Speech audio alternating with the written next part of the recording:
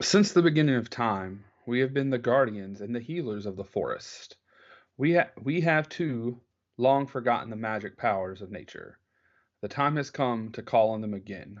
Remember, all the magic of creation exists within a single tiny seed. Hmm, that sounds very Avatar-y. Um, it is not Avatar, but a The lot of Way of people have Water. said, say what? The Avatar, The Way of Water. No. But a lot of people have said that Avatar was basically just this movie, just some number of years later. This is Pocahontas? No, but it is animated. Okay. Since the beginning of time, we have been guardians and healers of the forest. Is this like a Lord of the Rings int kind of quote? Not quite. Hmm. Think think back to when we were children. I would imagine you have seen this. I didn't actually look to see, but we would have been Oh, children. okay. Old school cartoon then. Uh, any other hints you want to give me? Feeling pretty Um, stumped.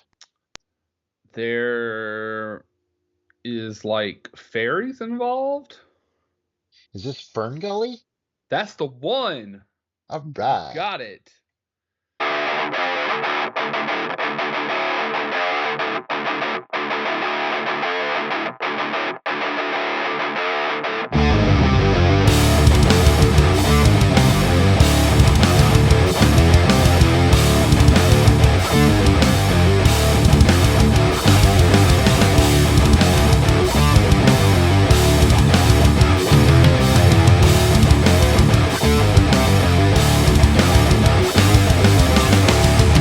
You and I have unfinished business. Oh? And what's so stinking about it? Non è facile feeling. Spirit is something. I think this just might be my masterpiece.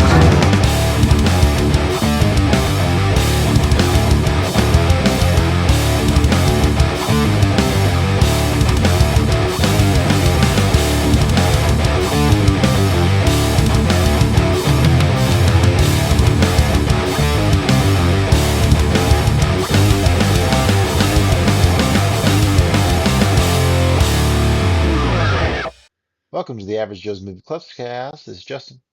And I'm Joey. Oh, it's been a little, it's a little been a little bit. Took a little break, but the Average Joes are back here. Me and Joey, ready to talk about life and movies. Tonight we got a couple good ones, but they're long. Um, got Quentin Tarantino's The Hateful Eight and the almighty Criterion DVD Spy Number One, Seven Samurai from You, Akira you Kurosawa. mean number? You mean number two? I thought it's not Spy. Oh, that's right. What Hidden Fortress is not Hidden Fortress. The World War One movie or two. It's like Um, great. It's great something or no, it's not The Great Escape. It's similar to that. Oh my gosh. Now I gotta look. Oh yeah, it is Criterion too. Gosh, how did I get that one wrong? Grand Illusion. About it. Oh, it's Grand Illusion. Yeah, that's right. I've seen that one. Similar to Great Escape. I knew it Um, was great or grand or something. that in the file later. Okay, but yep, two long good ones. So And always, we are going to discuss our full thoughts on these films. So if you have not seen one of them, please skip forward to avoid any spoilers. if you want to be a part of the Movie Clipcast, just hit subscribe, leave us a comment. We'd love to hear from you. So how's December treat? How did December treat you? It's been a while since we talked, but we talk a little in the meantime now since I'm a morning folk. So yeah, this was supposed to be our December episode, but a week into January is fine. Actually, December for the most part was pretty good. I was going to go travel and see my progeny, and it didn't work itself out to where I could financially afford that. But we had some friends come down that I hadn't seen in a while, so I got to hang out with them. Got some kind of cool gifts. So overall it was good. Um, Still alive, still kicking. Um, let's see. Clemson got murdered by Texas, which was not surprising. Um, Yeah, Carolina didn't show up to the Citrus Bowl, or Shane Beamer had his underwear in a twist with all the substitutions from Illinois. yeah, the substitution thing. But yeah, no, some good college football, good times with some good people. So overall, it was pretty good. And I just got in the mail yesterday. I actually went ahead and ordered Carl's birthday present because it's at the end of January, and I was expecting his gift to take much longer, but it came along with a gift to myself, which was a nice new steelbook for John Wick 4 to complete that. I got Ikaru. One of my friends gifted me Ikaru on Criterion, Have you so watched it it gives yet? me a not yet, not yet. My movie watching has slowed down a little bit from October and November, but hopefully, having just got Netflix and there's some stuff on there, and just in general, it's going to pick back up. But we'll see how it goes. That reminds me, I watched Grown Ups and haven't logged it yet. Not like there's much to log with Grown Ups. I'm Um, I'm I'm sorry that you watched that. I say that I don't think I've actually seen it, but it's whatever Adam Sandler comedy. Definitely not I mean, the best, I've but not the worst either. I've definitely watched way worse movies than that, so I have no room to talk. Yeah. For me, yeah, I hadn't really talked on this on the podcast yet. Yeah, kind of like right after our last episode, I just kind of flipped my lifestyle and became like this morning person. So now I get up every morning at like 5 and clean the house and get all that shit done. So I do a lot. I do a lot before 9 o'clock in the morning, but it's good. Lost a lot of weight and family's a lot happier now that the house is clean and I'm not fussing at the kids to help me all the time. I've learned to become a little more selfless, a little bit more what my role is in this family to keep everyone a little bit more sane. So doing pretty good there. So happy there. Down, yeah, but so yeah, if you follow me on Letterboxd, you probably were like, hey, where's Justin? Because I used to log movies every day and log multiple ones. But definitely spacing that out more and putting a little bit more just kind of personal flair to the reviews instead of hardcore analysis. But we'll get into that with these. I guess it really depends on what movie you're watching. If you watch some silly comedy, there's not much to talk to. But whenever you dig into some Kurosawa or Tarantino, our cinephile brains spin up. But speaking of movies, let's talk about some with the good, the bad, and the ugly. Okay. I was not in the mood to label these, so I'll figure that out as we go. So, let's start with you first. What's your good? Oh, well, I know that you're gonna have some words to say about this because me and Oh, you have already spoke and The you had Rock. some words to Thank you, say about Jesus. this. So, I don't know if many of y'all know, but I'm not a huge Christmas movie person. There's really only a handful that I watch, and I've seen a lot of it is I just never grew up watching them, or they were played on repeat all day, every day for years on end on Christmas, and just kind of wore themselves out. Um, but I took a stab with some friends, and we watched Red One, and while it is obviously no masterpiece, it's not Kurosawa or Citizen Kane. Justin is cringing over there. I wonder if he's cringing as hard as he did for the second part of the third quarter and the fourth quarter on Sunday Night Football. Oh man. You're like, man, it's a good game so far. I'm like, I'm not saying shit. It At that point it had been a good game, and then it wasn't. But anyway, I thought it was fun. I like The Rock. Even as a big wrestling fan, like, but I don't like The Rock was usually always a bad guy, and I hated him, which I guess meant he was good at his job. Um, but I like, Cap and J. Jonah Jameson, and then it had Sabrina. So Chris Evans and J.K. Simmons and Kierna Shipka. There we go, real names. And I thought it was fun. Um, I know Justin disagrees and thinks it was like a soulless money grab, but that's pretty much what all big budget movies are. So I thought it was fun. Did I think it was great? No, but it was worth watching, especially for free at the house. Yes, it's very nice that it was on Prime. I should probably give it another shot. I was pretty tired when I was watching it. And I was kind of getting bogged down in the Santa Jesus cliches of the movie. But I mean, it was all right. I mean, it's fun to see Ransom come out as Chris Evans again for that role. And yeah, I should probably give it another chance next year. Maybe I'll enjoy the big polar bear a little more. The big polar bear was great. All right, what would be my good? My good would probably be, let's just go and double with Dumb and Dumber because Joey read one and was like, man, 4 stars. This is Christmas gold.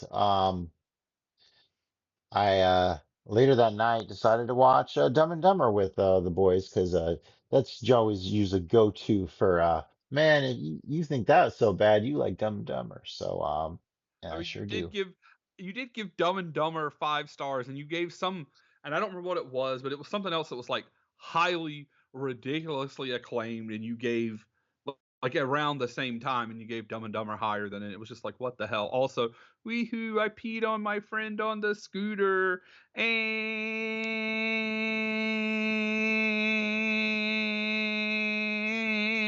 Well, that's the most and annoying noise in the world. Not quite the same scene.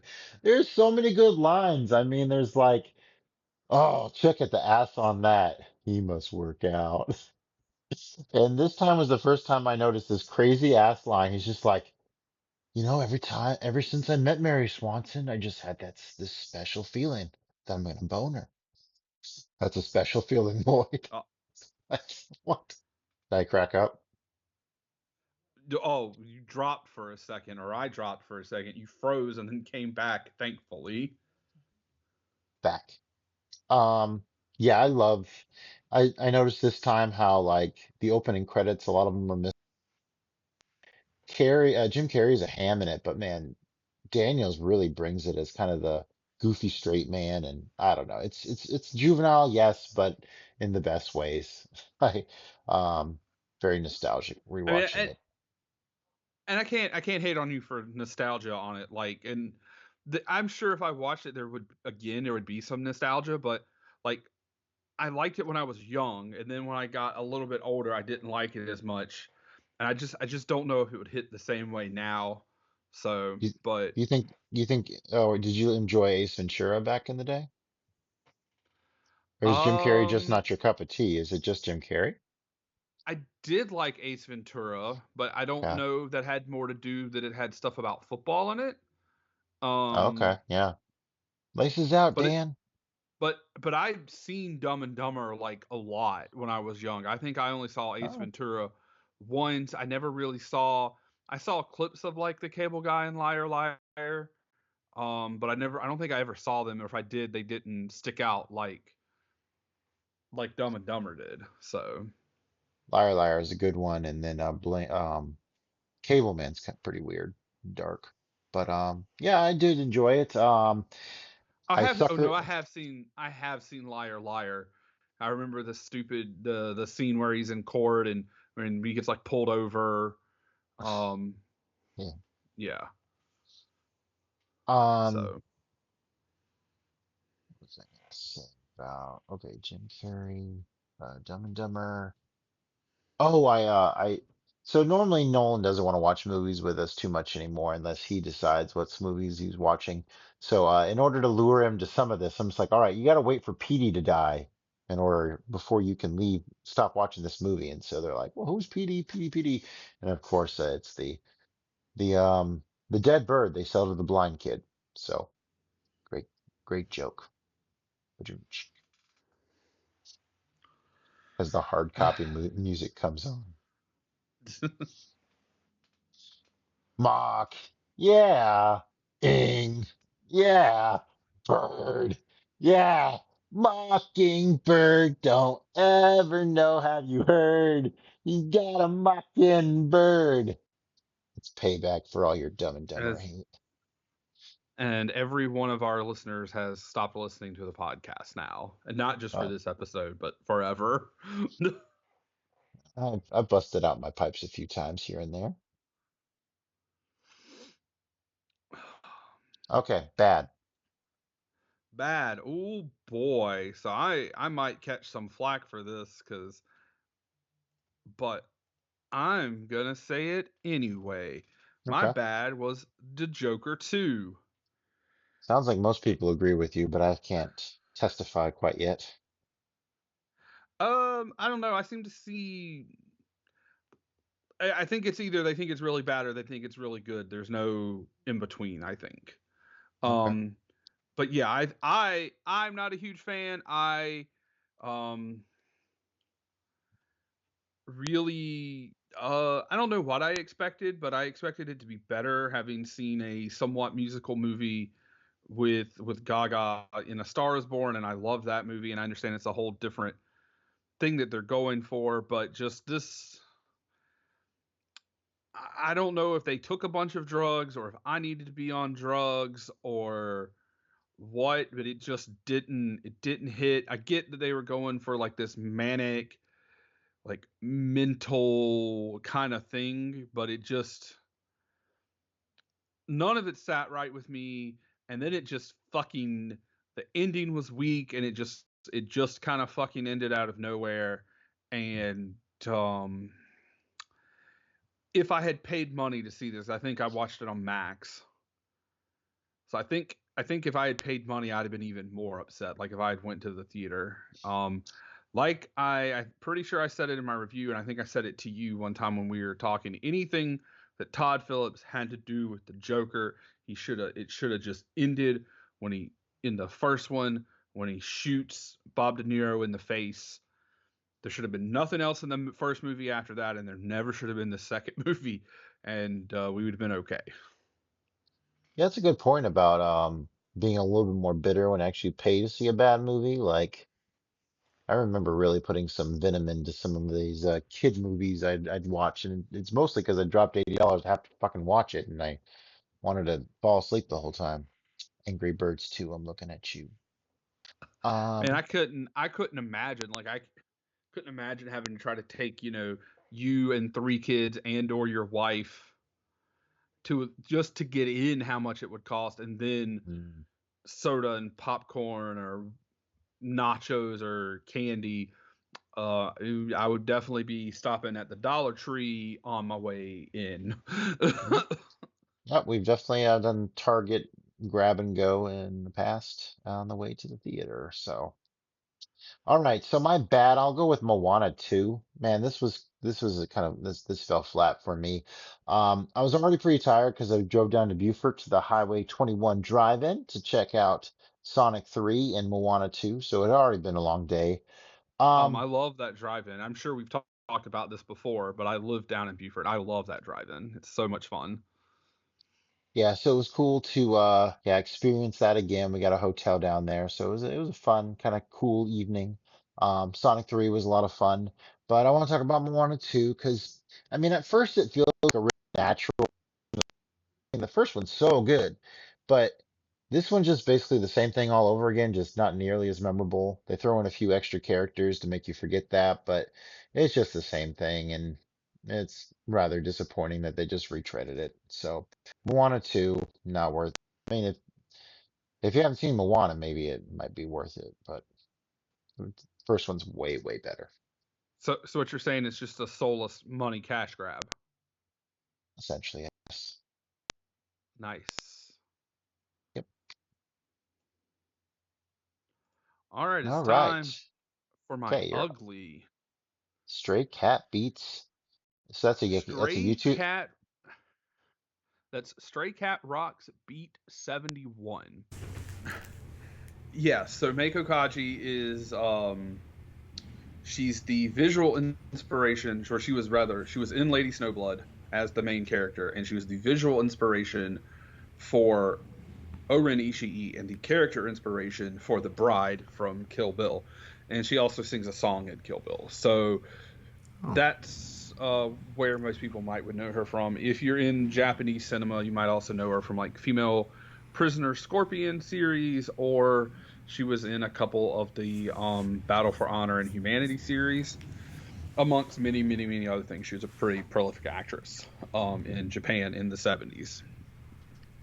So, anywho, she's in this movie. This is the last movie in the set. Um, and we had not, I don't know, probably been 2 years since we watched the fourth one. They don't connect. They're like all this, they're similar characters, but they don't connect. Anyway, this movie was, well, these movies in general are, they're all short and they're not super good. And then this one was also not super good. My review was literally an orgy, the most violent hippies you've ever seen, and then um and then a watered down Meiko Kaji. Like, part of it is she's supposed to be the main star and she's in the movie for like 10 minutes. And the time that she's in the movie, she's like captured or in jail. So, yeah, I don't like, I'm glad that I watched it because I finished the series, but outside of that, yeah, that's it. Okay. Mine's not really ugly. Love Actually. Sat down with Christina and the boys to watch this, my older boys. This is a rated R movie, so there is a bit of softcore pornography in one of the storylines, because it's these two softcore porn actors like kind of flirting and they end up hooking up. So that was kind of awkward to see a little softcore porn pop up on the screen for a moment and Christina looking at me to fast forward. But yeah, I think this movie gets a bad rep. I think for the most part, the general public likes this as kind of this cute romantic Christmas movie. I mean, some of the stories are a little quirky with the characters and what's going on with them, but I think overall it's very heartwarming and it's fun to watch Hugh Grant dance around as the president and Billy Bob Thornton do his best Bill Clinton impression. Love Actually. Long, good, enjoyable time. First saw it in the theater. Didn't even know it was going to be a Christmas movie. So I think I just had come out in the theater and it's like, hey, we want to watch Christina. Let's go see Love Actually. And that's when it all started. So I actually have a story about this movie, even though I've never seen this movie. Oh. Yeah. So a couple years ago, I was up at my buddy's house, and he throws an annual Christmas / birthday party kind of thing. And so it's the day after this party, and his house is several hours from my house, so it's it's a spend the night kind of thing. It's not go there and come home. Okay. And so it's the next day, and we've ordered in DoorDash, and we're all, if you're not hungover, you're feeling kind of sluggish kind of thing. And his wife, who I'm also really good friends with, she put this movie on, and none of us were feeling it except for her. She loves this movie. Basically kind of bitch and moan until we get to put on Die Hard. So that's my Love Actually story. Sorry, Kelly. I know you're probably not listening to this, but I'm sorry. But I have been meaning to watch it because I have heard that it is actually like a really good, like both like a romantic movie and a Christmas movie. So one day I'll get around to it. Yeah, I can totally see a bunch of dudes not being happy that Love Actually is on for sure. Yeah, this is more of a watch with the lady friend kind of flick. I think it was all mixed company, and all of us were like, nah, Die Hard, fam. I don't remember why specifically, but I just remember that was some of the best Bojangles I ever had in my fucking life. No? Okay. All right, let's get into these feature movies. Let's start with Seven Samurai, which is from 1954, Japanese epic samurai action film directed by Akira Kurosawa. Let's see here. It's set in 1586 in in feudal Japan. It follows a story of a village of desperate farmers who seek to hire a couple samurai to combat some bandits who return each year to take their crops in order for safety. So, do you get any? Do you want to do any fun facts for this one, or just jump right in?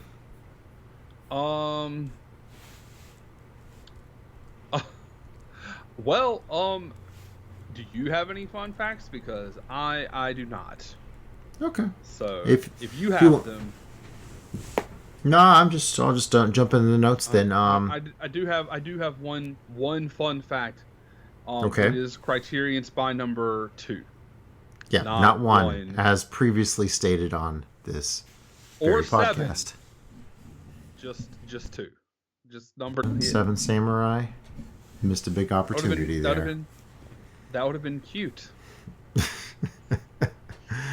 Criterion And has had their handful of cuteness over the years, haven't they? they have, um, but instead number 7, just because I know this off the top of my head, is A Night to Remember. Oh, that's a good movie too. Have you seen that? I have not seen that, but I Oh. have seen number 8 and number 9 and own both of them on Criterion. I saw A Night to Remember on the Criterion channel at the Great Wolf Lodge. Watched the whole thing. Enjoyed it quite a bit. So, Nice. there you go. Yeah. So, as typical Japanese old flick, it starts off with a black screen with the white Japanese writing text, opening credits, with some pretty ominous music, and you always get a kick out of the different angles they go with the writing. As we have no idea what they. Oh well, I mean, there's probably some subtitles in there, but anywho, let's get to the movie. Yeah, for a black and white movie, let's see. How did I come across Seven Samurai? So I have become a bit of a film movie geek on YouTube, listening to different artsy people talk about movies, and then came across this Criterion Collection thing and hearing all about Akira Kurosawa and saying a lot of people saying, you know, this is the one since it's early on in the collection and big epic. And so this is the first Akira Kurosawa movie I watched. Was definitely impressed with it. Was eager to watch more, and here we are, still watching them today. I think it's funny that all of us, I don't say all of us, but a lot of us, especially people our age, you know, when we were around 12, 13, 11, I'm not quite sure when the song came out, but, Okay. you know, the song comes out and it says, you mentions Kurosawa, I make mad films, like Kurosawa, I make mad films. I'm just kidding, I don't make films, but if I did, they had a samurai. Like, I didn't know what the fuck that was back then, and I, you know, heard that song, I don't know, on a playlist or something randomly a few weeks ago, and I was just like, wow, if only young me knew what I know now. But I came across Kurosawa from Carl. This was my second Kurosawa. I got Hidden Fortress first. That was my big 1,000 log on Letterboxd. And then we went to Seven Samurai. So, and then after that, I don't remember the order anymore, but I know those were the first 2. Dodeskiden, perhaps. Dodeskiden. Dodeskiden. Tersuo Zala? That's a good one. We have watched a lot of Kurosawa on this channel. Oh yeah, Ran, of course, we watched. We watched My favorite Ran, still. It's like 1A, 1B with High and Low. Those are my 2 favorite by far. Actually, Rand might have been the third one because we did that for the podcast in season 1. That might have been my third one. Yeah, pretty early on. That and we did Dodeskiden, right? And then that was also pretty early. So whichever one of those was first was the third one. Okay. So yeah. So it's a black and white movie, but you almost want to know from like how like even that opening depth of frame shot where you're on the hilltop looking down at the village down below. It's just such great depth of frame and shots throughout this. I mean, of course, it's Kurosawa, but like at first, you know, you're first seeing this and just like this really old looking movie, but all of a sudden it looks all so grand on the screen, and it didn't look as grand and epic this time for me for some reason. It looked a little bit more like kind of closed in, but maybe that's just because I'm, you know, spoiled on Ran at this point, because that one is all over the place and in the best ways. All right. So at first you think, you know, what do you have in common with these, these feudal Japan guys? These guys with their shaved heads, and I think I guess peasants didn't really have top knots. Just warriors did that. You know much about the top knot thing? I don't, but now that you mentioned that, I mean, I think typically when you see that in movies, it is either the samurai or someone, a warrior of some kind with, they might still have the front shave, but they have the top knot or whatever in the back.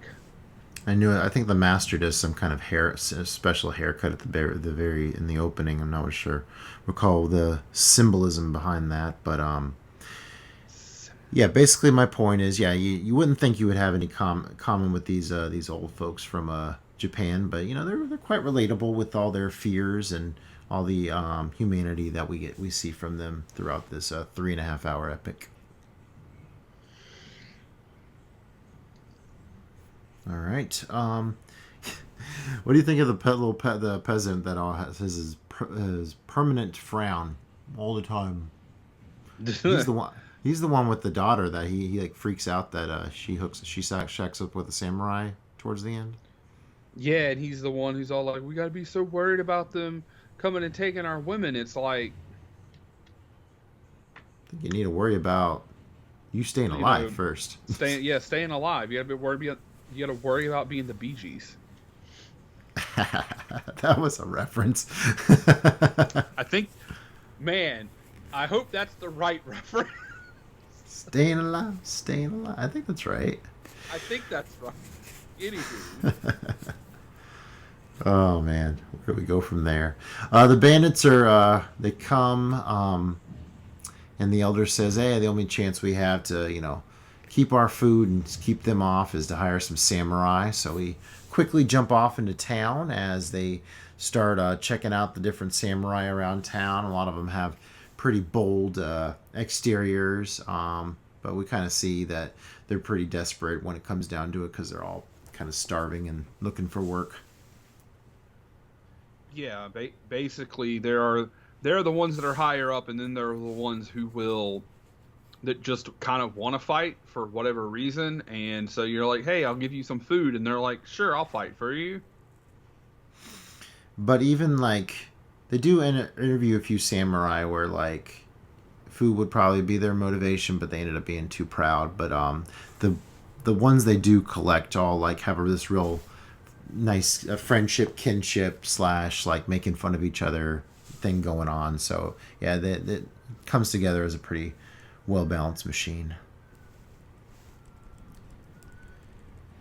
Oh, it's nice how we spend so much time with the characters to build up the battle, but it does feel drawn out with the various issues that arise, especially the romance and the fear over the samurai and all those kind of interpersonal issues. Gosh, this first hour of this movie is all just the build up to the samurai getting there. It takes so long.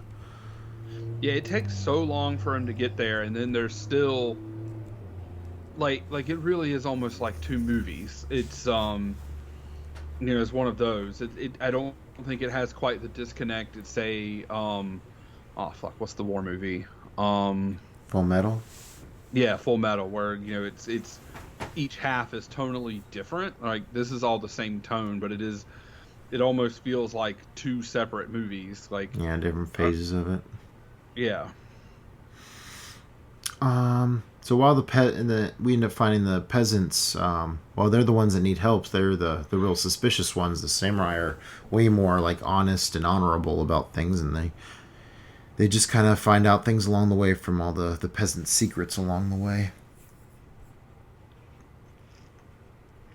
Really nice conversation. I noticed at one point when like one of the samurai is sitting down, I think with a peasant, and he's just like, "So, what's eating you?" He's like, it really helps to talk. He's like, "I have nothing to say," but, definitely, I mean, you think about it back in the 50s, I mean, maybe not. That would have been like a dialogue that would come up, something relatable like that about talking about your feelings, especially in like a war movie. So, I don't know. Stood out. Got anything, Joey? No, I'm not even really sure where the fuck we are right now. So, Okay. Pretty much is it getting to know the samurai. No, really I mean, on paper. But also it's been like 2 weeks since I've seen this, so I'm a little foggy. Okay. Who's your favorite samurai? Mifune? I mean, probably Mifune. I mean, he is the comic relief, and he's the stalwart, and so many of the Kurosawa movies. You just see him so much, and even while he's playing this like silly character, he still just commands the screen and commands that you pay attention to him. Like, and I mean, yeah, he's very much in that way like Bogey or Audrey or any of those, golden age era actors and actresses from Hollywood, where they're on the screen, you are paying attention to them, and that's what he does. You are gonna pay attention to me. So he's like, even though I know he's not the main character, the leader guy is I don't remember his name. But he's obviously the one orchestrating everything and bringing this ragtag group together to form the defense, and he's the one that's the military mind. He's the main guy, but the main guy's Mifune. Like, and maybe that's changed over time. We're watching this 70 something years later, and I think Mifune is on the one of the original covers. Yeah, I mean, I think they'd already done a couple movies together by this point too. But I mean, and I'm sure he was a huge actor, but I feel like maybe, at least to me, it's he's supposed to be the comic relief, but to me, he's still he's the guy, breaking up the brevity, I guess. Well, he's definitely one of the key characters. I mean, you have that pivotal moment where one of the farmhouses is on fire, and he has this flashback to how that was him. He wasn't always just a samurai. He grew up a farmer as well. He's like the total opposite of the frowny guy, since he's so charismatic and he's so emotional and silly. Whether he's jumping around or being really pissed off about somebody dying, or being eager to go and fuck some shit up. Yeah, he just definitely commands the screen. Ass. Yeah. But yeah, and it's so yeah, this very tight group of samurai, and it's really fueled through this very wise master that they all have this respect for. Yeah, like you said, Mifune is fantastic, so emotional, silly, and I love the way he balances that huge ass sword on his back. Very definitely stands out. Very very, now modern wise, it would be it's very anime, to have the big fucking sword, or even video game, like you look at like your Dark Souls or your games like that, where I've got a claymore or some other huge sword, we're just gonna put it on my back, that makes sense. Love the other samurai who's more like soft-spoken and just goes out and does his business, and he's the one who's like, you need a fucking musket? All right, I'll go get you a fucking musket. So yeah, he takes care of his shit. I like him. Let's see, the one guy's one of the did you notice the one guy that had like designs on his clothes that looked like his pants had marijuana leaves on them by chance? I did not notice that, but that makes me curious to want to go back and look at it. Yeah, I wonder. Let's see. They sure got the male gaze going on, because yeah, all the female characters are very either don't say anything or soft-spoken or almost like ethereal with how they're like depicted. Definitely some male gaze, but I mean that totally matches this movie with these frustrated people, dealing with this wartime situation. Yeah, and I mean, I guess also, the women are, there's, we've got to protect them from the samurai, the people we're hiring to protect us, but we've got to protect our women from them so they don't leave with them, and it's like... yeah, they treat them bad and tell them they have to be ugly and stuff. It's fucked up that they're... I mean, you understand their concerns, but at the same point, I mean, these samurai are strengthening their community. Yeah, and I guess it comes from, while I imagine that, going from being a poor farmer to being, like, say, the wife of a samurai is a class upgrade, I would assume. Also, they, their town is real small. They kind of need everybody. to work, and then so losing their women True. outside of the town, and then so you have less people to work and less people to keep the town going, and I'm sure there's all sorts of that kind of stuff going into that too. Awesome waterfall shot as the samurai kind of hang out together and bathe, and plenty of man butt before they arrive in the town. At the hour and 8 minute mark, they finally arrive on that top of the hillside and go venture down into the town, where the peasants don't want to aren't too interested in visiting with them because they're scared. So they got to figure all that out, which takes time. Yeah, takes a lot of time, a lot of time.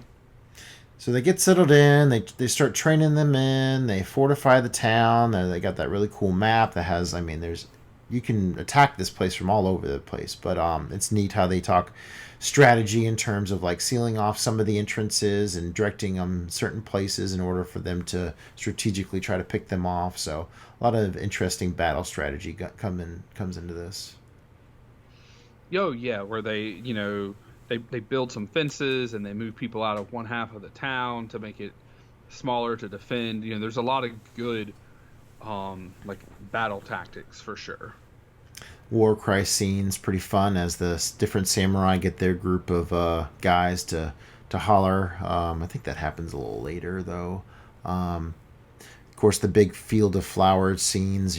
Get some romance there as the one of the samurai discovers that the short haired girl is actually a woman. So and they fall in love silently. You want to talk about the armor that they find? I remember that it's stolen. And Yeah, so they have a bunch of badass like samurai armor that they're excited about having, but then the truth is revealed that the peasants like pick samurai off to get it, so they're pretty ornery about that fact. Yeah, wasn't there some other supplies or something along with the samurai stuff that they end up using or something? Maybe I'm just imagining that. I think it's armor and weapons and stuff, and like Mifune is like, why wouldn't you be happy that we have this? And some of the samurais are aware of, I guess, the samurai hunting that goes on. So, okay. Such great charismatic acting. We've already kind of got into that. They make a banner for their gang of samurai with the circles and triangle and then the symbol at the bottom, which is, while simple, very, very effective. See, one of the samurai notices the brewing love affair, so that storyline rolling along as we go to intermission, just under the 2 hour mark. So do you watch intermission, or do you like to take in the music? I'm trying to remember what we did. I think we let it stay on, just on intermission. Yeah, usually I do that just to be like, I watch the whole thing. I don't know. I don't see the point in fast forwarding anymore. I mean, yeah, I think we all got up and like went and used the bathroom and made a drink or whatever, but yeah, we just let it run. Cool. All right, so when we return, the harvest is underway, so they're getting to eat a little bit. They got the bamboo spear fortifications going up. The first sign of bandits hanging out in trees, and so a little action starts going. Then I think one of my favorite parts is when they do like sneak up on the bandits' lair and they see them all like sleeping and stuff, and they set their shit on fire. That's pretty badass. Oh yeah, and then all the women and the bandits and stuff start running out, and yeah, that was kind of a crazy scene. And Mifune is like, we'll chop them down as they come out. And then there's this really weird emotional moment as like one of the peasants that's with him, he realizes that like his wife is there, and she's like got the Stockholm syndrome thing. She's not leaving, and so that ends up getting one of the samurai, I believe, shot out of that whole struggle. So while it's a pretty cool moment, it does end in tragedy, and the aftermath of that is Mifune, really getting upset and then posting the banner on top of the one of the buildings in order to honor their first fallen comrade. Yeah. it was kind of one of those like we're going to go into their territory and take the fight to them kind of thing. And while they do, kill a bunch of them and get them out of the way, they do also, lose the one guy. And when you only have 7 guys, losing one is a big deal. Yeah. Yeah, there's that whole debate at the beginning of the movie. It's like, do we have 10 samurai or 15 samurai? And that conversation goes on and on. Okay. A lot of great horseback riding action, especially later on in the rain as things get really grisly and muddy. So I remember watching this on my big screen TV the first time and thinking, whoa, I was really impressed with like the grand scale of these action scenes. But for some reason, I guess I was just so sucked into the movie that it just felt very contained and like kind of almost claustrophobic with all these like battles and horses all jammed into this small town. So it kind of had a more closed in feel this time for some reason. Maybe just because I'm like his other big epic Ran. I mean, they're all across these huge battlefields. So in comparison, this is a much smaller setting. Yeah, I mean, and this is it's another one of those, we're going to force them into here, fight our fight, kind of thing. And so, yes, it is. While the action is great and all of that, yes, especially if you are comparing it to Ran, a movie 30 years later and in color, but it's like you said, huge, epic battlefields, like actual cavalry, like battles and that kind of stuff, and it's just, yeah, that's Yeah, Seven Samurai is more of a character epic in the fact that we get to know all these people so well and it becomes so emotional by the end that, how many people we lost and so forth. Yeah, it's and it's like it's a huge build. Like I compared it to, if anybody's familiar with like how tag team wrestling works. So in tag team wrestling, you have what's called a hot tag, and if you've ever seen it, that's where after a while the one person is down in the ring, the heels have been beating them up, stopping them from tagging, and finally they tag in the person on the outside, and he comes in or she comes in and just cleans house and beats the shit out of everybody, kind of thing. And it's kind of it's the build to near the end of the match, and that's what this kind of felt like. It was this the build.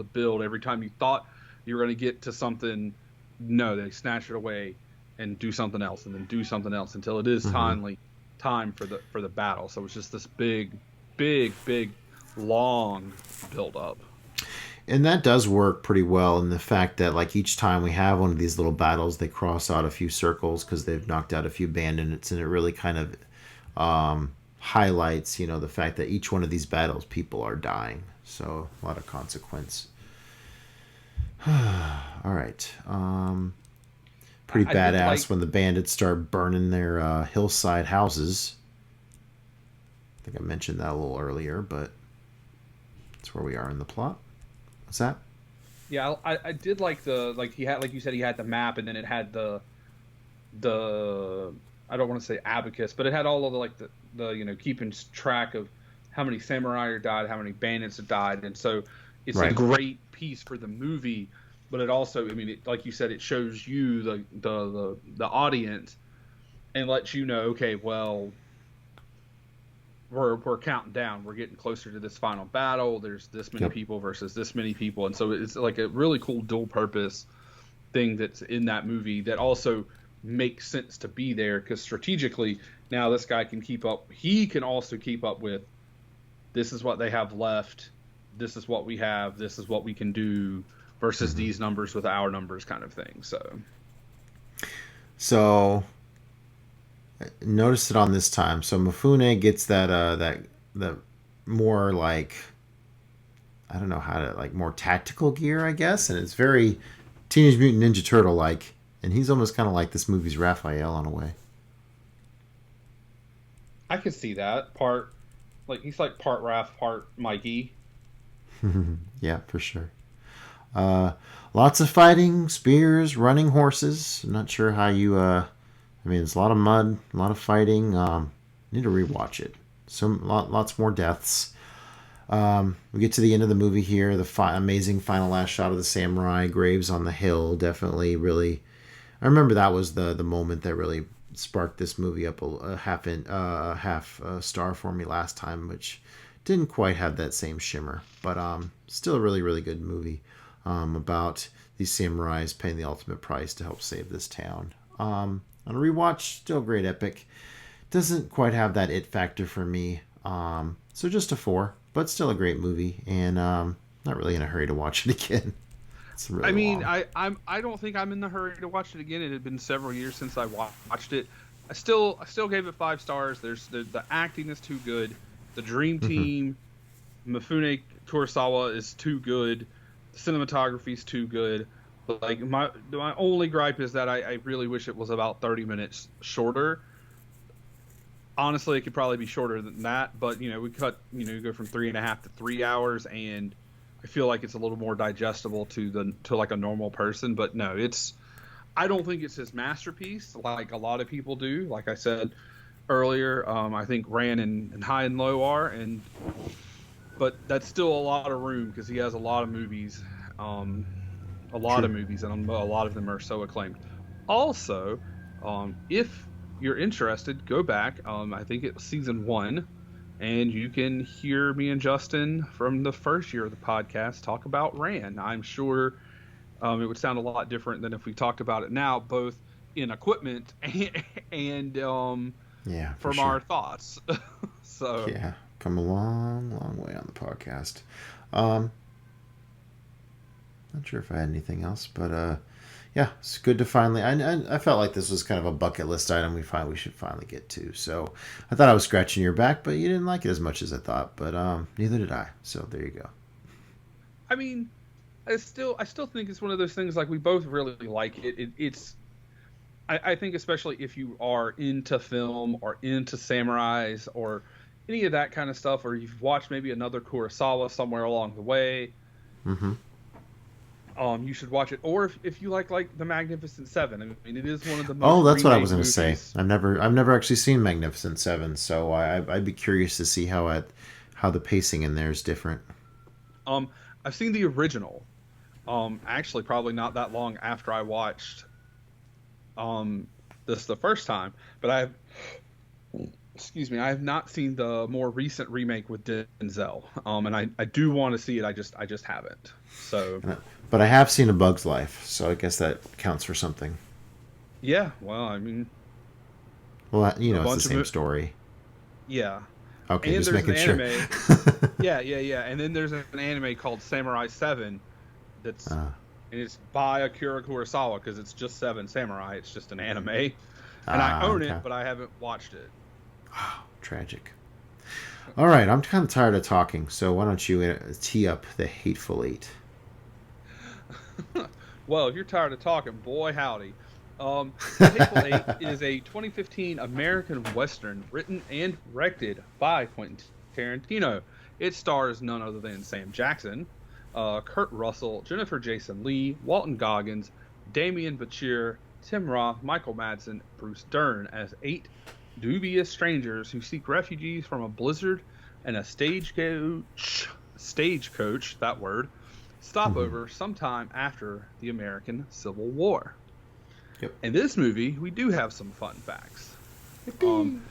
So in the movie, in one of the big scenes, Jennifer Jason Leigh character is playing the guitar. Kurt Russell's character takes a guitar and smashes it to smithereens. Well, fun fact, that was a priceless Martin antique guitar from the 1870s, Oh my. on loan from the Martin Museum. And there were replicas, and there was supposed to be a switch made, and there wasn't a switch made, and Kurt Russell takes it and smashes it to smithereens.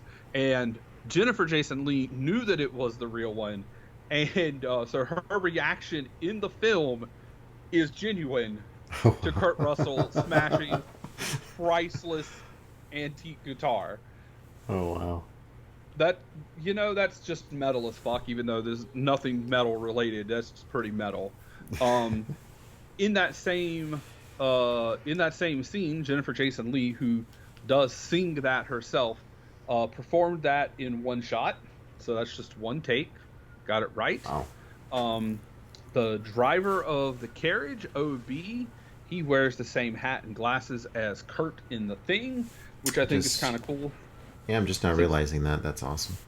that Kurt is in this movie and Yep. was also in The Thing, and The Thing is one of the two major influences on this movie, along with Quentin's own The Reservoir Dogs. And then, Okay.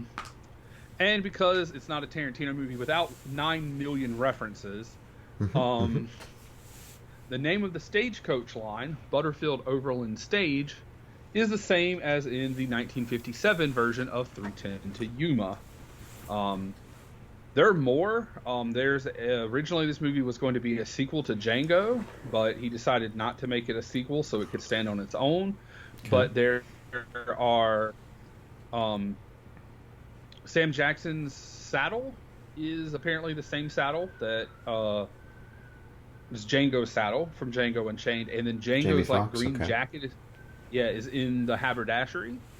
So I was definitely surprised when Tarantino returned so quickly to a Western, but I mean, retrospectively, this is definitely more of like a kind of a stage play horror adaptation kind of feel to it. This is the third time I've dove into Hateful Eight. First time was a theater, where I had one of my fun little moments where I got to see Jennifer Jason Leigh get the shit smacked out of her, and some lady in a few rows next to us be like, "Holy shit!" Yeah. Sometimes you just don't know what you're in for a QT movie in public. yeah, I mean, we've both discussed it. You had your, you saw Django in the theater and had your experience, and I had my Yep. Kill Bill experience. But I did see Hateful Eight in theater, and I think that this movie really benefited from the big screen and the epic sound, especially that opening. That opening. Yeah. The nature porn in this movie, like I put in my Letterboxd review, is on par with like Kurosawa or John Ford. Like that opening scene of them just coming through the snow and running, and then later on when they like redo the scene in the flashback to Yeah. the other stagecoach, even though it's much shorter, but you get to see like the river and all that. Those are some of probably some of my favorite scenes in movies. Like realistically, Nice. this is a movie I would love to see in 70 millimeter. Like I don't know how much of a difference that would make. I'm not that big of a movie nerd, like to a big understand. Yeah, this to how shooting it on 70 millimeter and then watching it in digital or whatever after the conversion versus just watching it on 70 millimeter, like how that would work. But that would be something cool to do. There's not many of those kind of theaters left anymore, and ain't none of them close to us, being down here in South Carolina. So Unfortunately. So yeah, my third time into this. The second time I watched it, I found out it was had been turned into like a series on Netflix. It was like extended. So I watched that and really so each episode in the Netflix series, like it shows like the credits all over again with the stagecoach passing the snowed up Jesus. And I remember the second time I watched this being so captivated by that sequence every single episode, all 4 episodes. But the funny thing is, we watched it again on New Year's Eve with my nephew, and I didn't know what my nephew was going to think of it. And so I was getting a little restless watching this, this slow shot slowly reveal. And I was just like, I wonder what he's thinking. Is he getting annoyed? And I was, for some reason, I was just not feeling the length of these intros this time. And so I skipped past them. But it's good watching it once in the actual movie. yeah, I don't think you need the because I watched the Blu-ray version, so I did not have Netflix when I watched this. I have Netflix now, but I have the Blu-ray, so I watched that. But I couldn't imagine watching that opening sequence like 4 times. That's kind of crazy. Yeah, especially if you're binge watching it all at once. I guess it's more for the folks that are watch it maybe a couple weeks apart. I'm not sure why you would do that, but anyways. It's funny you said this is reminded you more of Reservoir Dogs. It's kind of more of a pulp feel to me, just since it's so dialogue driven with just splashes of action throughout. well, the reservoir thing, which was not my thought, but the Okay. way the and I found this, I came across it when I was coming across looking up fun facts. That may or may not be true, but the way they had framed it, um, they had the poster, and so you had the 8 characters, and Reservoir Dogs has all the different characters, and Oh, okay. Okay. Mm-hmm. yeah, and then you get that. Imagine if Reservoir Dogs is just like in the coffee shop, like the whole movie, Mm-hmm. I guess, kind of thing. Um, Oh but well, Pulp Fiction, but Reservoir Dogs is in the was it a gas station where they're or all they're yelling having at each other? breakfast. They have Oh, the breakfast, diner isn't at the it? beginning. Right, right. Okay. Yeah, yeah, where they have the whole "Are you going to tip or not" kind of tip thing. But Uh-huh. um, no, this movie's dialogue wishes it was Pulp Fiction's dialogue. God damn it, Well, wishes. uh,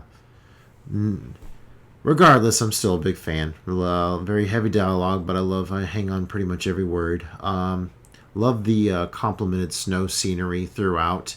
I love snow movies, so this really hits the spot there. We already talked about how each QT movie definitely offers its own unique experience in a theater setting with multiple people, maybe not expecting the brutality that one of our favorites brings to, violence and so forth. Yeah, so matter of fact with the dialogue. So throughout, it's like, did you say that's a letter from Abraham Lincoln? So like a lot of the dialogue is like just like more enthusiastic, saying the same thing over and over and over, which is comical in its way. But when you're talking about it in retrospect, maybe it sounds a little ridiculous, which QT is, and that's why he's wonderful. All right, so Jennifer Jason Leigh is dynamite in this role as she's one nasty customer that's gonna set to be hanged up at Red Rock. And so, so the plot. So Kurt Russell is a bounty hunter. He's known as the The Hangman, John Ruth. right. And then he has all these rules and all these sayings and stuff, which he sounds like this like walking like voice recorder compared to like Sam Jackson, who's much more like down to earth.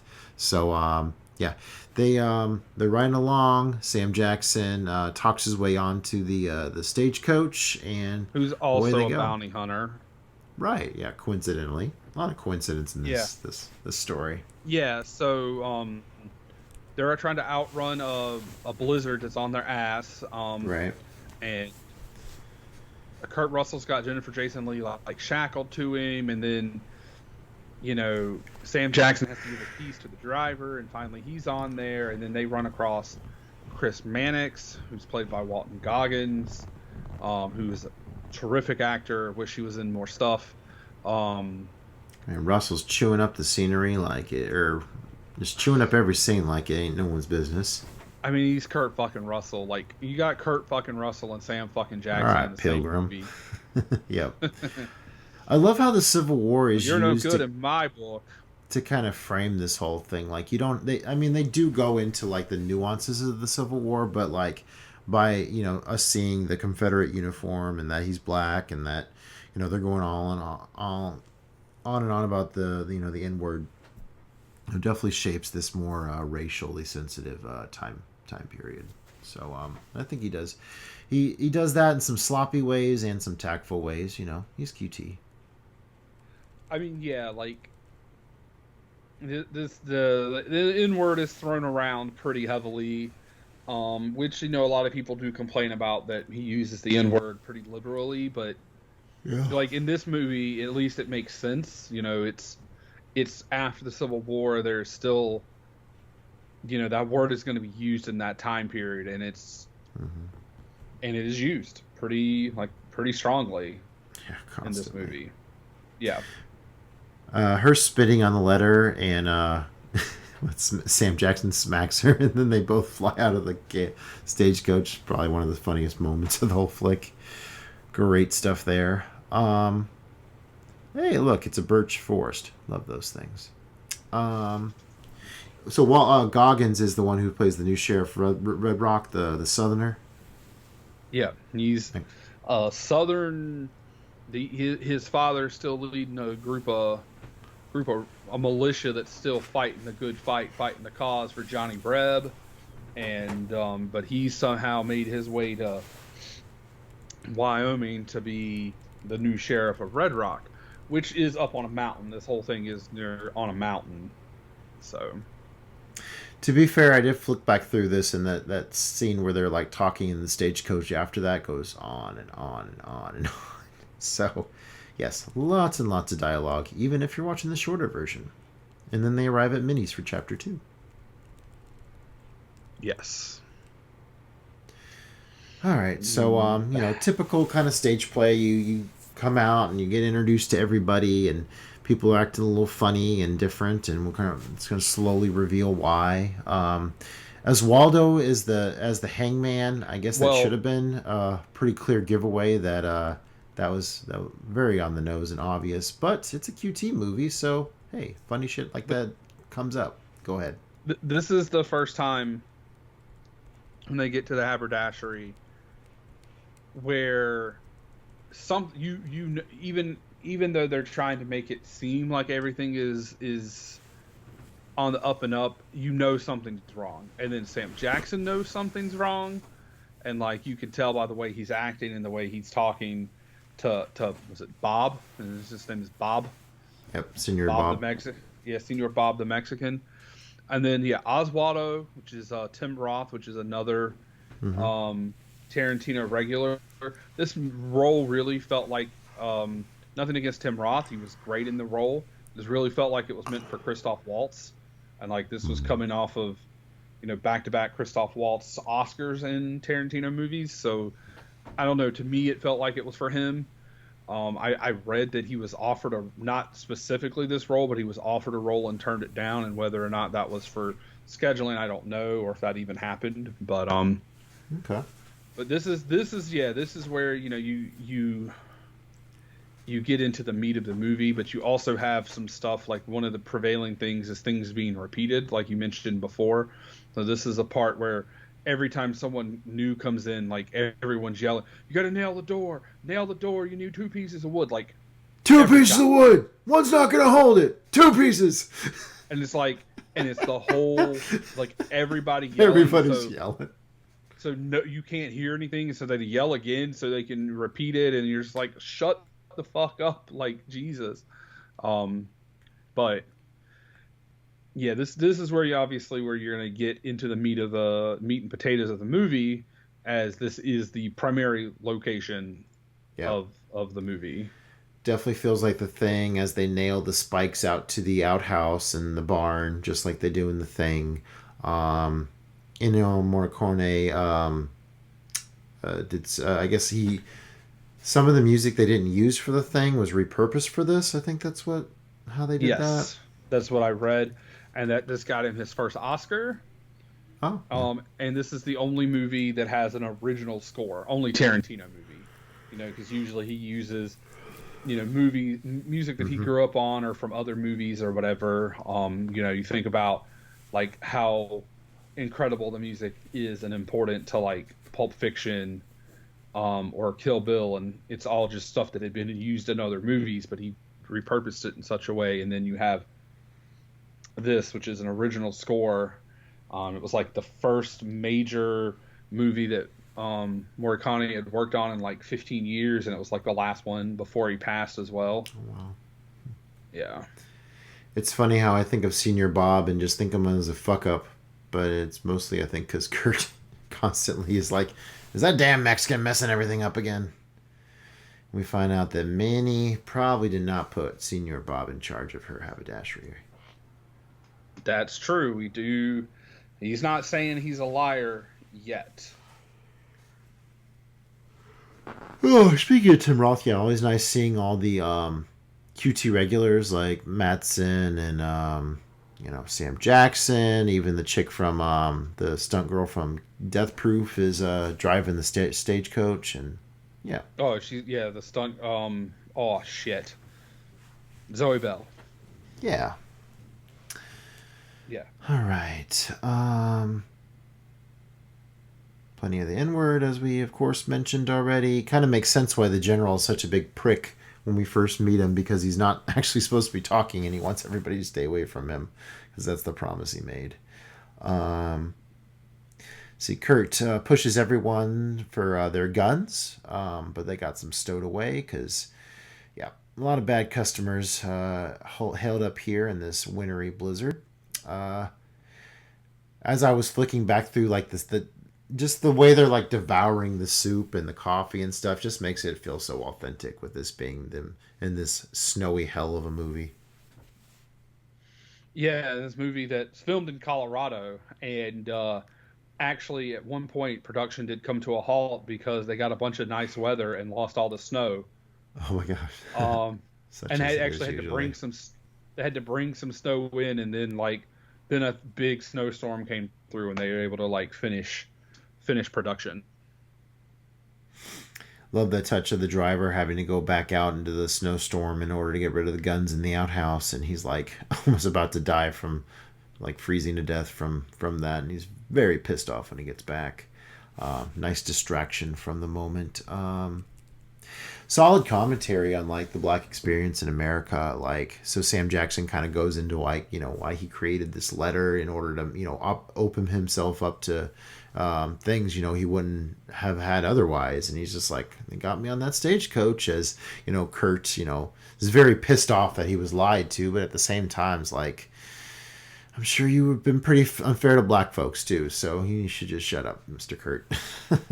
I mean, especially back then, like it would have been even worse than what it is now. Whether right, absolutely.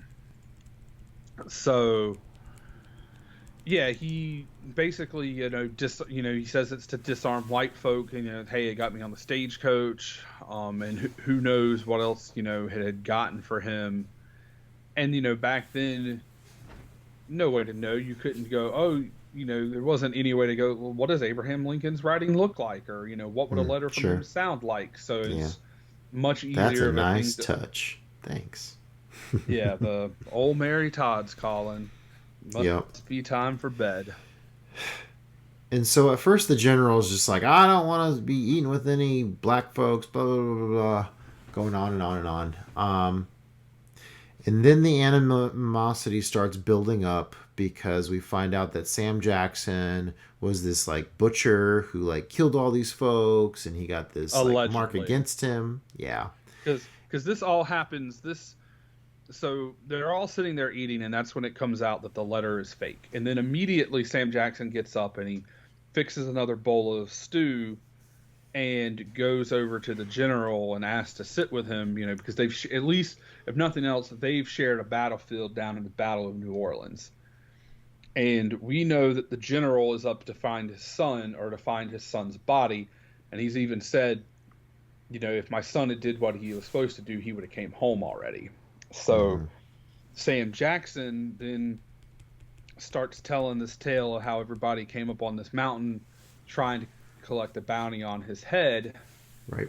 And then he goes into this long, crazy story of the general's son coming looking for him, and then how he got him naked, and the dude, you know, he had quit begging for his life because he knew that was gone, but he said I would do anything for a blanket, anything. And then so he goes into the whole, I made him suck my big black Johnson, my big black dingus, and you know, a bunch of other gurgly blood, no blanket, laughing in his face. It's fucking crazy.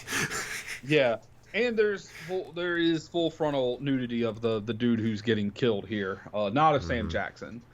But who knows if this story is even true, because we've just found out that he'll lie to get anything, and he's already wanted to. He already showed that he wanted to kill the general, and they said, well, you know, you can't just murder him. And he put one of his guns, because somehow he still has guns. They put one of his guns next to the general, and so this forces the general to pull on Sam Jackson, who, of course, guns him down first easily. Cuts him down very easily. And this brings us to intermission. Both movies have an intermission. How about that? Oh, well, I didn't realize it was there since I was in the episode mode. Yeah, so it's in the theater. It's intermission on It's a very small. It's not a real intermission on the Blu-ray. It's like a kind of like a black screen for a little while, and then it comes back to I guess part three. And Yeah. this is actually comes into a Darmagoo part. has a secret. Yeah, this part really irked me because it says the name of the episode is Darmagoo has a secret, and then all of a sudden we have a narrator who explains, hey, this is what happened, Tarantino making his cameo appearance. and then this is then he's like, oh, so during all of this, the coffee was poisoned, and Darmagoo saw it, and she didn't say anything, and so she has a secret, and this is why we called this chapter Darmagoo has a secret. And it's like, bro, all you had to do was explain to us that she saw someone poison the coffee and didn't say shit, and that means we know she has a secret. But if you didn't know that she had a secret the whole movie by the way she was acting, she was like really cool for someone who was being taken to be hung, to be hanged. Well, you know how much this movie likes to repeat itself, Joey. Yes, that's one of its problems. Oh. Run out of dialogue? Just say it over again. So, of course, the poison causes explosive blood vomit because, this is a Quentin Tarantino movie and it has to be spicy. Even more blood on Jennifer Jason Leigh as he vomits on her. Go ahead. Yeah, this is the part we were talking about earlier. She starts playing her song, and at the end of it, she says something about John Root dying, and then he picks it up and destroys it, and then shortly thereafter, he starts puking up blood and a couple of other people, and Sam Jackson gets Chris Mannix to not drink the coffee, and then shenanigans start happening. So after this incident, Jackson, now that the hangman's dead and his writer, Jackson starts picking apart this whole story with all the different clues that he's seen along the way from, seeing that Sweet Bob's chair's been like covered up and there's no way Minnie would have left a Mexican in charge and just all kinds of various things like, it's Minnie's stew. Go ahead. Yeah, I was about to say, it's Minnie's stew, but she's been gone for a week, so how could she have made the stew today? Right. And as this is all going on, and he's trying to figure out who poisoned it, and he's got him and Chris Mannix, which is Walton Goggins, have got their guns on these people. All of a sudden, Sam Jackson gets shot from underneath the floorboards, and enters Channing Tatum. Yeah, finally. We go to the final part where we see the flashback of how these assholes were so awful to Minnie's folks and really brutalized them, while they're just randomly gunning them down or throwing them down and do the crapper and so forth. Great sinister music throughout all this. Let's see. It's hilarious.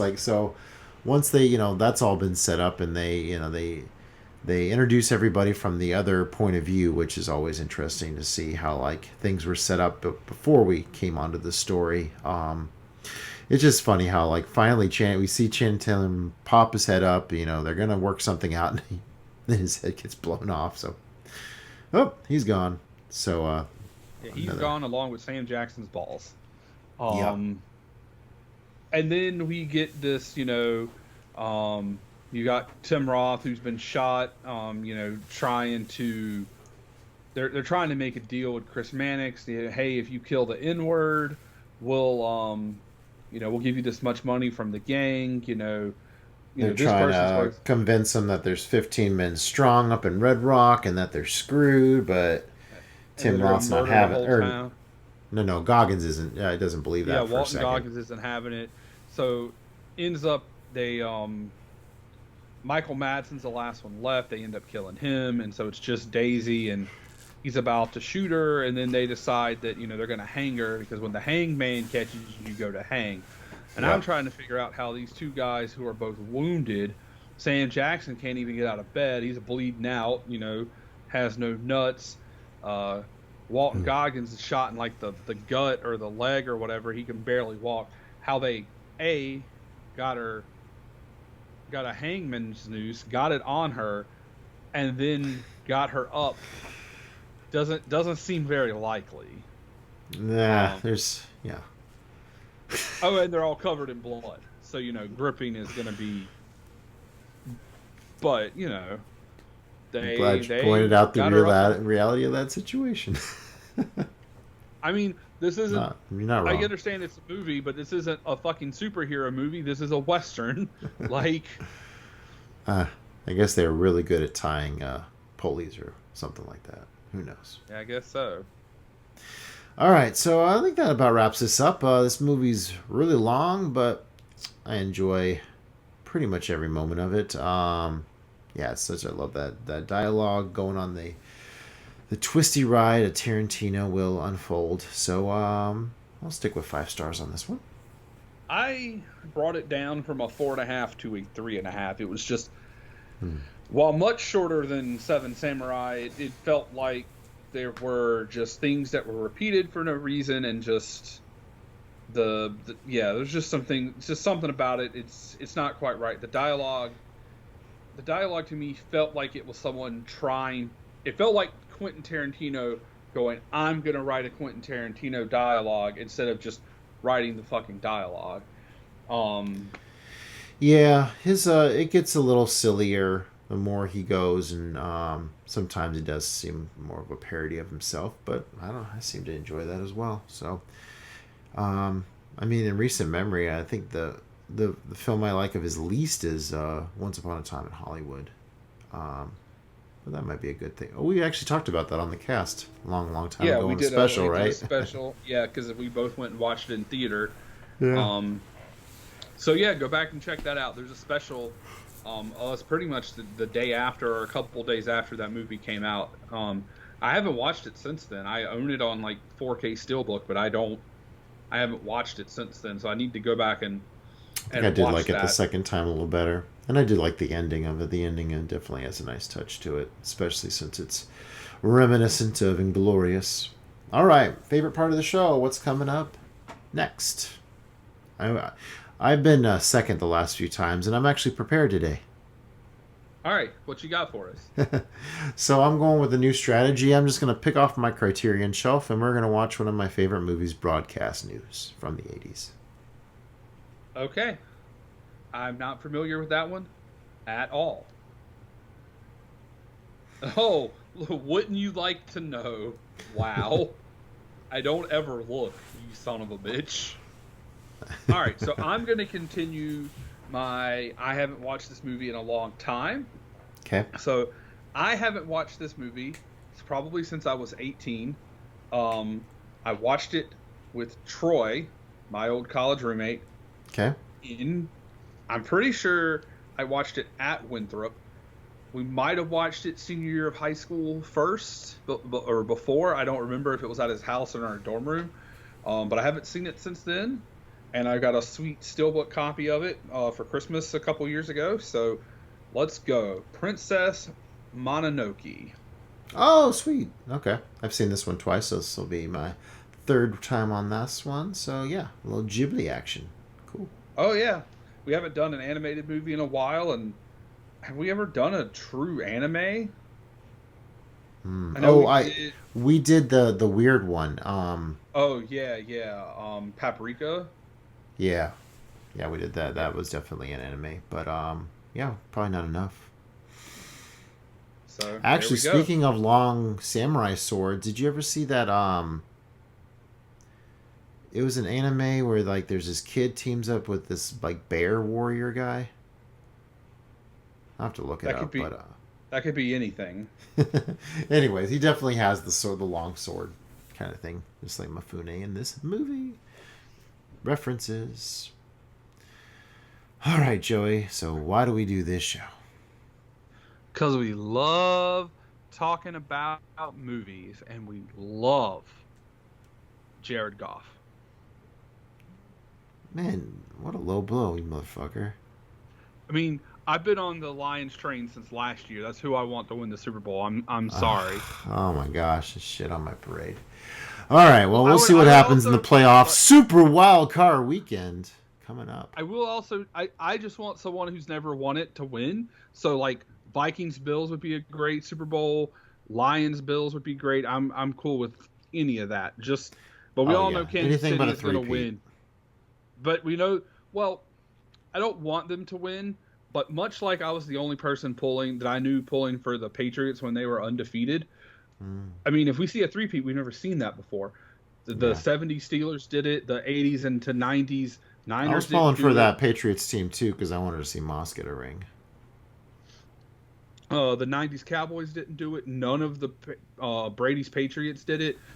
They all did 2 out of 3 or 4 out of 6 or whatever. And Joe got obliterated by, if I'm not mistaken, LT, and that ended their three-peat hopes in the NFC title game that year. So, but yeah, no, it'd be cool. I'd be cool with the Vikings as well. I think Sam Darnold is a good story. A good story of the NFL now, and this is way off topic of movies, but the NFL is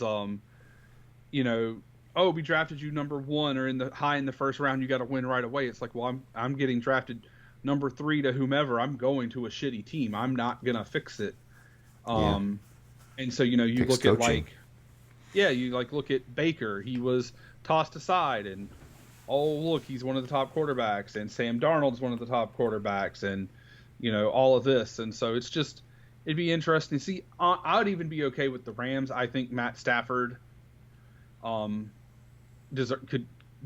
he takes another ring. I'm okay with that, but mainly I want to see teams that haven't won it. But I'm big on the Lions, but also because I think the Rams got rid of Jared Goff, and we're like, he's not good enough to get us back to a Super Bowl, and got rid of him, and now he's destroying it up in Detroit. So, and they've been the losers for so long, despite having one of the greatest running backs and one of the greatest wide receivers of all time.